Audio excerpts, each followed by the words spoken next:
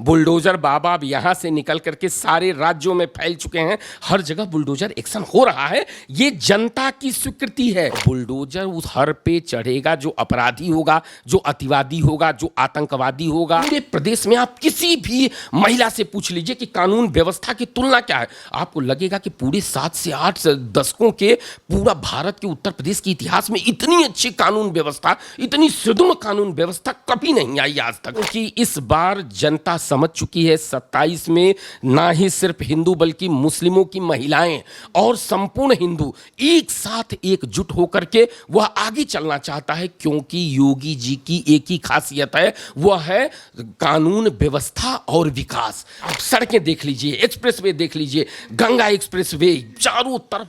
Sir, विगत 9 वर्षों से जो है नौ वर्ष ज़्यादा हो चुके हैं योगी आदित्यनाथ की सरकार है उत्तर प्रदेश के अंदर। क्या लग रहा है, जैसे इलेक्शन आ रहे हैं, काफ़ी राजनीतिक गलियारे में काफ़ी हलचल भी मच रही है, नए नई योजनाएं योगी आदित्यनाथ ला रहे हैं और अखिलेश यादव भी तमाम कार्य कर रहे हैं। तो क्या लग रहा है, क्या 27 के इलेक्शन में इस बार कुछ उठापटक होने वाली है या फिर जो सरकार है यही एज इट इज रहने वाली है?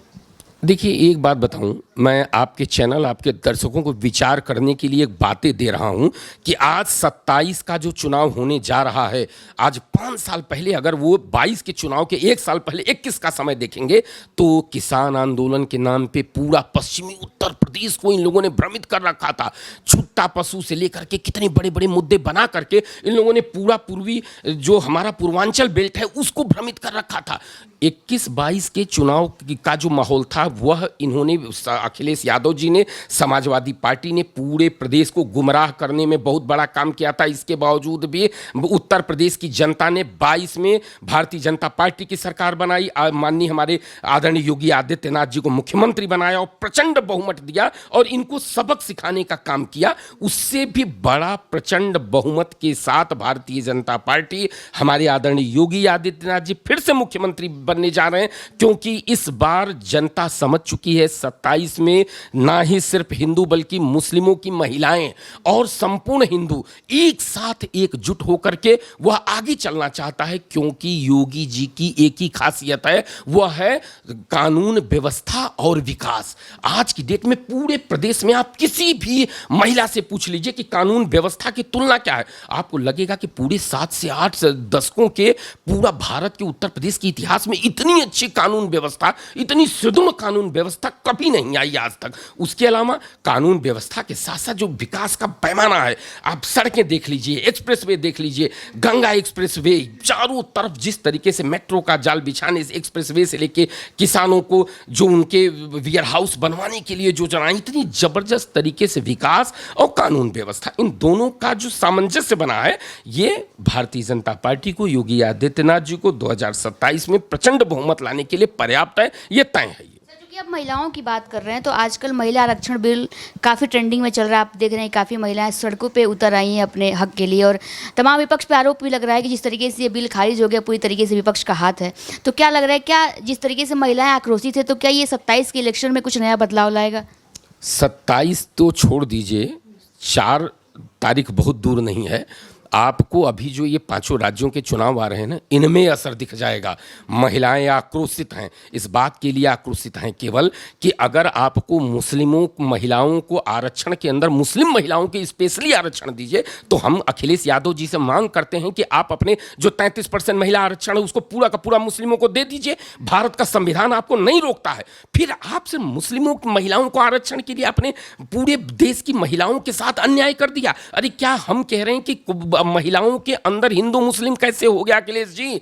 हम सिर्फ इतना मांग करते हैं कि जो महिलाओं को आरक्षण देना आज की बात नहीं है, कई दशकों से ये मांग चली आ रही है।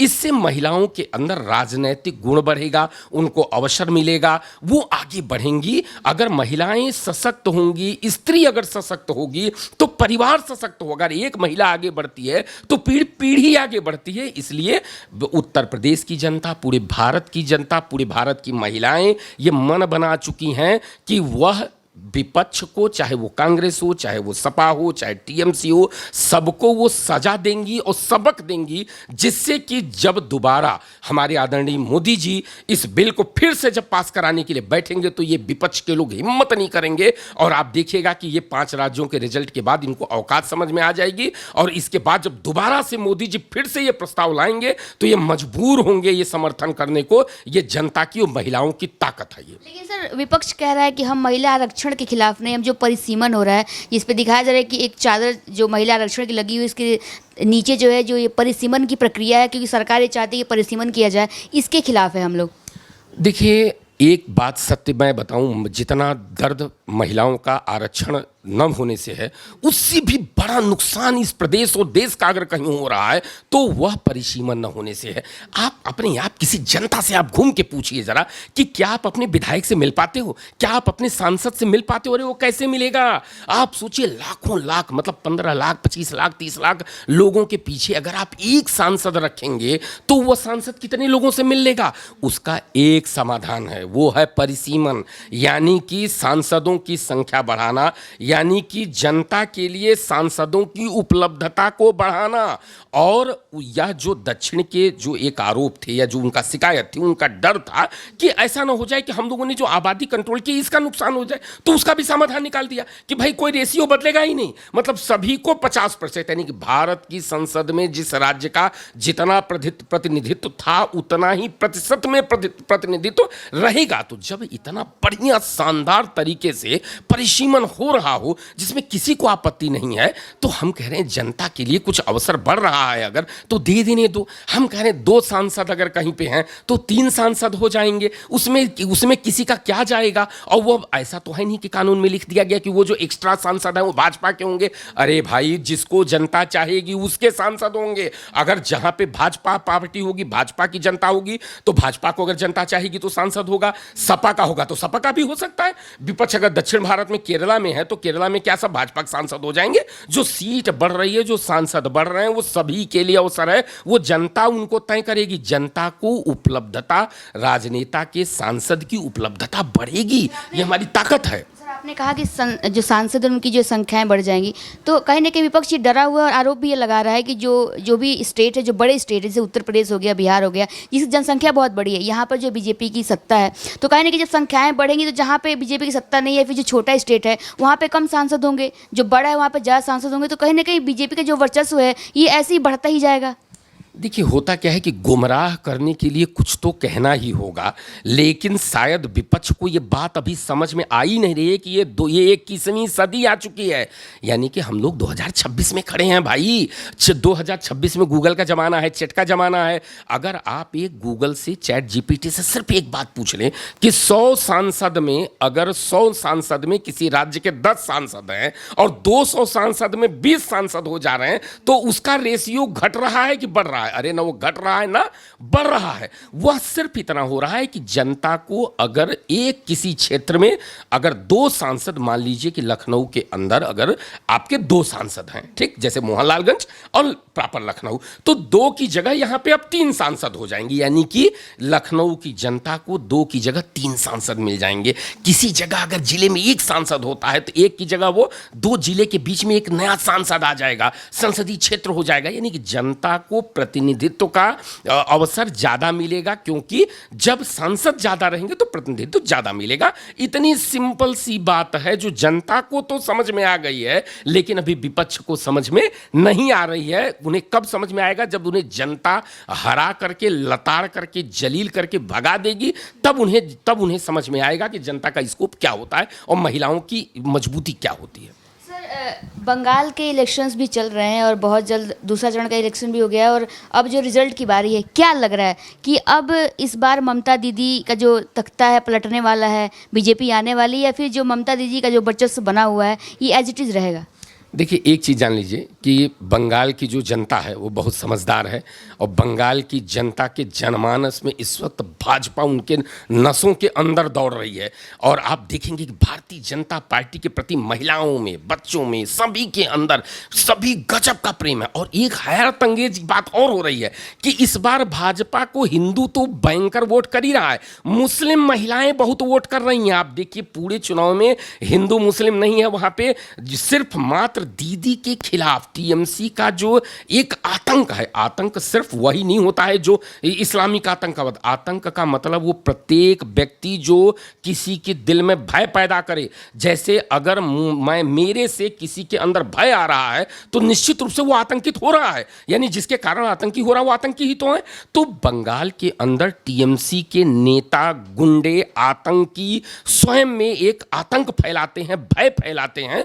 तो वहां पे पूरी जनता टीएमसी के खिलाफ अपना मन बना चुकी है। और आप निश्चित रूप से आने दीजिए चुनाव का परिणाम, टीएमसी साफ हो जाएगी। दीदी जा रही हैं, भारतीय जनता पार्टी का कमल खिल रहा है और प्रचंड बहुमत के साथ, ये नहीं कि कोई करीबी करीबी का नेट टू फाइट, बहुत मजबूत बहुमत के साथ सरकार आ रही है। और बीजेपी 27 में 26 के चुनाव में तो जीती रही है, साथ में 5 साल बाद टीएमसी को जीरो करने जा रही है। क्योंकि बंगाल की एक पॉलिसी है कि वो जिसको लाते हैं वो 2 से 3 बार में उसको खड़ा कर देते हैं, फिर वहाँ पे शून्यता पैदा कर देते हैं। यानी कि आज के साल 2 साल बाद टीएमसी का कार्यकर्ता नहीं रहेगा, उनके सारे गुंडे या तो मारे जाएंगे या जेल में जाएंगे या जनता उनको किसी लायक नहीं छोड़ेगी। ये तय है, टीएमसी का वजूद समाप्त होने का समय शुरू हो चुका है। और बंगाल के अंदर फिर से स्वामी विवेकानंद जी का काल आएगा, रविन्द्रनाथ टैगोर जी का काल आएगा और जितने हमारे महान से महान सुभाष चंद्र बोस जी का काल आएगा। तो बंगाल की धरती बुद्धिमत्ता की धरती है और फिर से वह भारत की खेती, भारत की अस्मिता का जहाँ से पौधा उगता है वो धरती बनने जा रही है। मेरा आखिरी सवाल आपसे ये रहेगा कि जब से बीजेपी सत्ता में आई है, हमेशा ये आरोप लगता है कि ये बीजेपी की जो पूरी आधार है ये हिंदू और मुस्लिम पे ही टिका हुआ है। ये अगर हिंदू मुस्लिम ना करे तो इसकी राजनीति खत्म हो जाएगी। क्या लग रहा है ऐसा? एक तरफ एक लॉबी ये भी कहता है कि जितनी भी योजनाएं हैं सबसे ज़्यादा इसका लाभ मुस्लिम परिवार लेते हैं। तो क्या सच में हिंदू मुस्लिम कर रही है या फिर सच में मुसलमानों को जो है इसकी योजनाओं का लाभ मिल रहा है?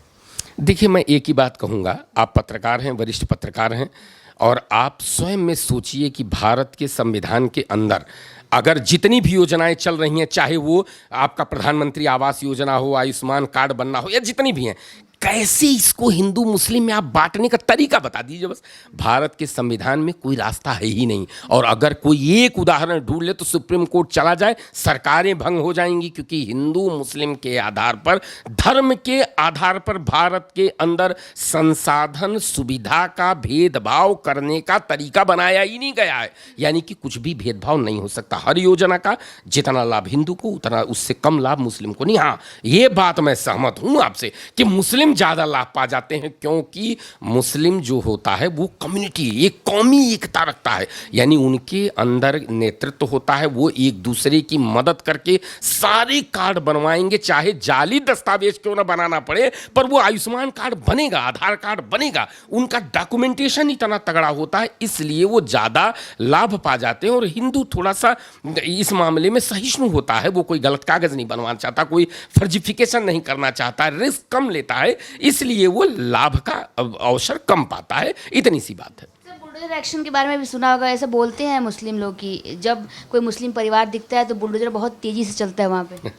देखिए, यहाँ हिंदू मुस्लिम नहीं है, और स्पेशली ये तो उत्तर प्रदेश का ये मॉडल शुरू हुआ था, जहाँ आदरणीय योगी आदित्यनाथ जी ने एक त्वरित न्याय का, यानी कि हमारे यहाँ अपराध बढ़ने के लिए एक ही कारण हर कोई चीख के कह रहा है कि भाई अपराध नहीं बढ़ेगा तो क्या होगा, जब अगर पूरी जिंदगी में सजा नहीं हो पाएगी तो इस परिपाटी को बदलने के लिए जो अपराधी हैं उनके खिलाफ बुलडोजर एक्शन का परिपाटी यहाँ से, हमारे यहाँ से चालू हुई। अगर यह इसमें दम न होता तो आज पूरा भारत बुलडोजर एक्शन पे है। बुलडोजर बाबा अब यहाँ से निकल करके सारे राज्यों में फैल चुके हैं, हर जगह बुलडोजर एक्शन हो रहा है। ये जनता की स्वीकृति है, जनता को पसंद आ रहा है, जनता को न्याय ठीक लग रहा है। और बुलडोजर उस हर पे चढ़ेगा जो अपराधी होगा, जो अतिवादी होगा, जो आतंकवादी होगा, जो गुंडा होगा, माफिया होगा, या जो अपराध में शामिल होगा, उसके खिलाफ बुलडोजर एक्शन होना चाहिए। ये होता रहेगा। सर आपके समय के लिए बहुत बहुत धन्यवाद।